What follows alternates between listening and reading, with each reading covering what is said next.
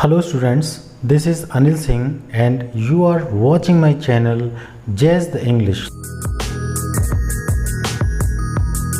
दोस्तों, पिछले दो वीडियोस में मैंने आपको प्रोज के पहले चैप्टर द लास्ट लेसन के विषय में कुछ बातें बताई हैं। इस चैप्टर के लास्ट पैराग्राफ को जो ख़त्म किया था हमने, वो यहाँ से ख़त्म किया था।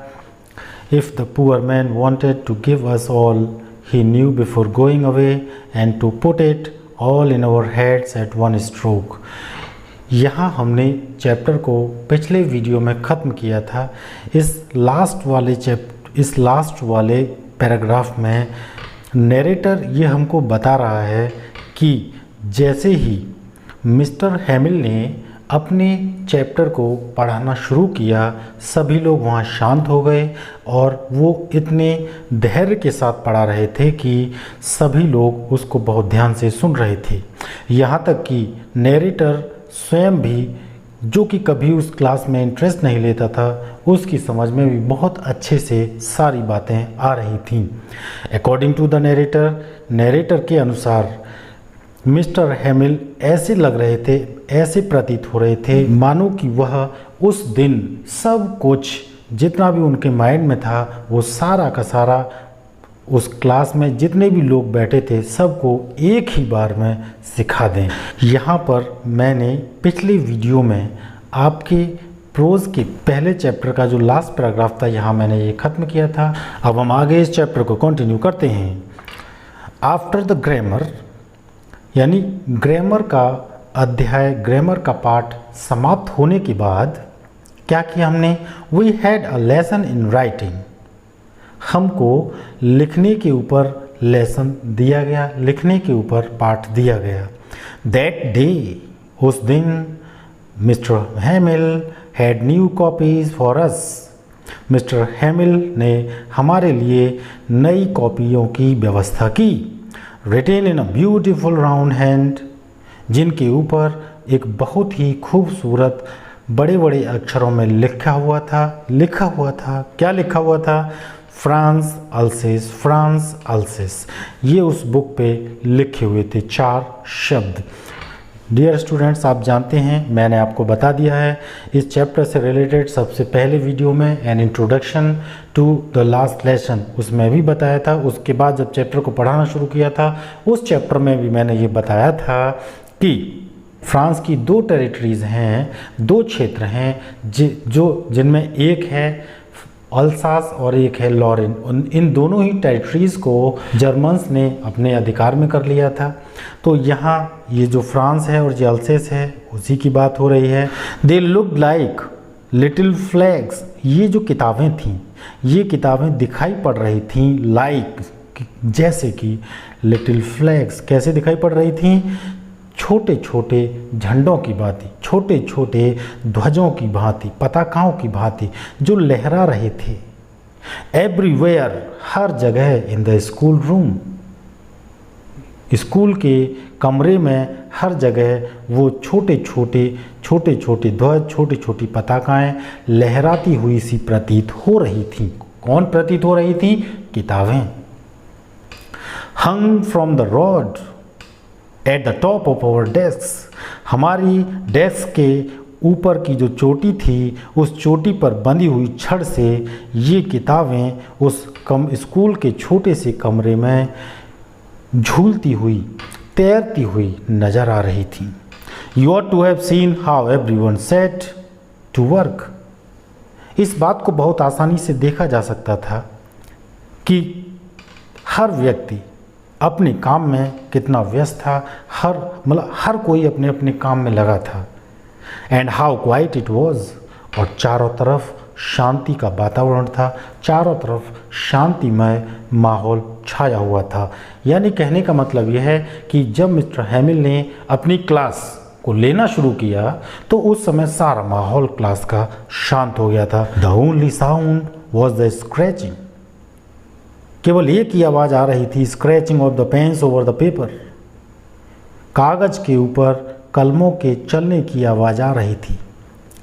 पेन्स का मतलब यहाँ पर है क्लास में जितने भी लोग बैठे थे सभी लोग अपने अपने कागज के ऊपर अपनी अपनी कलमों से जब लिख रहे थे तो उनके लिखने की आवाज़ें आ रही थीं।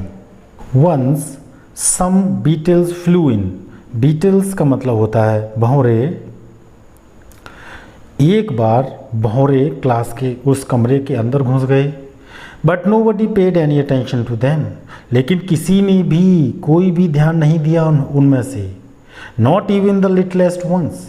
यहाँ तक कि छोटे छोटे जो लड़के थे उन्होंने भी कोई ध्यान नहीं दिया। वे छोटे लड़के who worked right on tracing their fish hooks, जो कि अपने मछली पकड़ने के कांटों की तलाश कर रहे थे। As if that was French too, मानो कि वह भी फ्रेंच हों, फ्रांसीसी हों। On the roof, छत के ऊपर the pigeons cooed very low। कबूतर बैठे हुए थे। कबूतर धीमे धीमे स्वर में गुटरगू कर रहे थे। And I thought to myself, और मैंने अपने मस्तिष्क में, मैंने अपने दिमाग में सोचा, will they make them sing in German, even the pigeons? क्या वे जर्मन वासी कबूतरों को भी जर्मन भाषा में गाना सिखा देंगे? ये आइडिया नैरेटर के माइंड में आया। Whenever I looked up from my writing, I saw Mr. Hamill sitting motionless in his chair।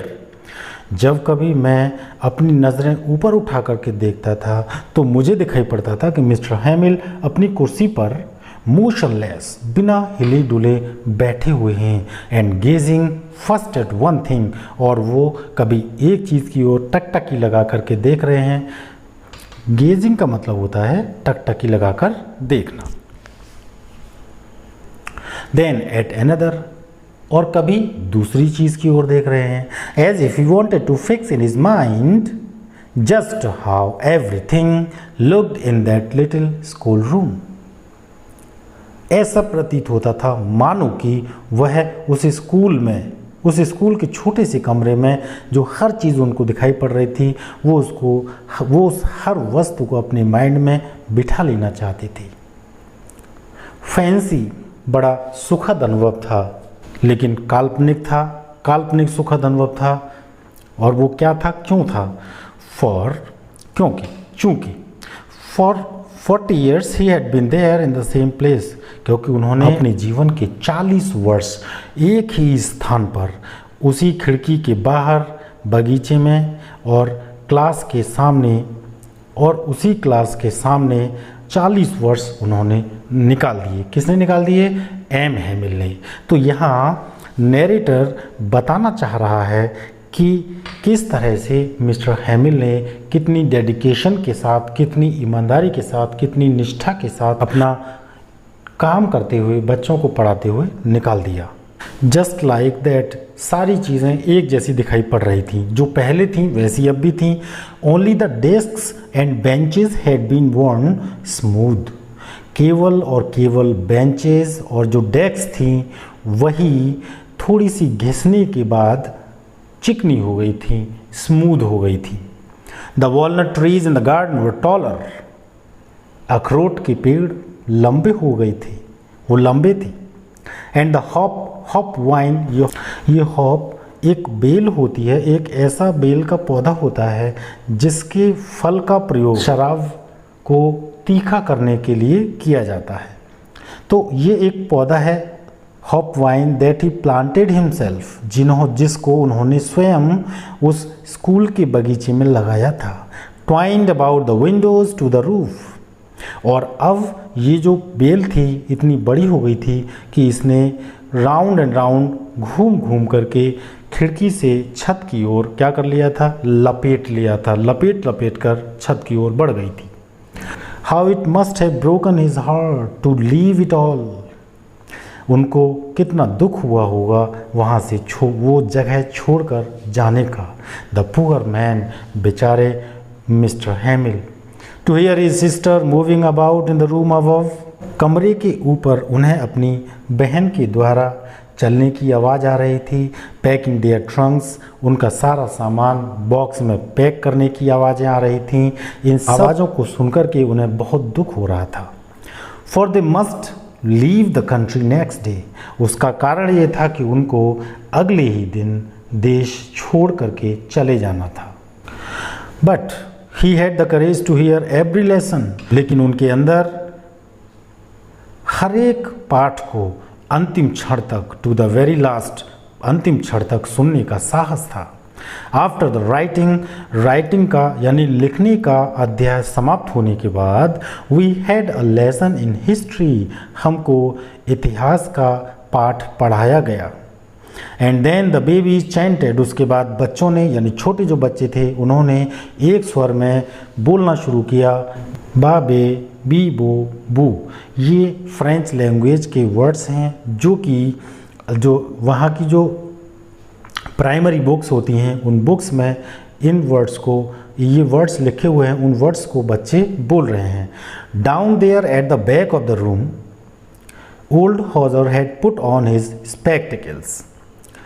Down there at the back of the room, कमरे के पिछले हिस्से में बेंच पर बैठे हुए ओल्ड हॉजर नामक व्यक्ति ने, जो कि had put on his spectacles, जिन्होंने अपना चश्मा पहन रखा था, and holding his primer in both hands, और अपने दोनों ही हाथों में अपनी किताब पकड़ रखी थी। स्पेल्ड, वे भी बच्चों के साथ साथ शब्दों का उच्चारण कर रहे थे। द लेटर्स विद दैम, उनके साथ में उन शब्दों का, अक्षरों का वो भी उच्चारण कर रहे थे। यू कुड सी, आप देख सकते थे, ये बहुत आसानी से देखा जा सकता था।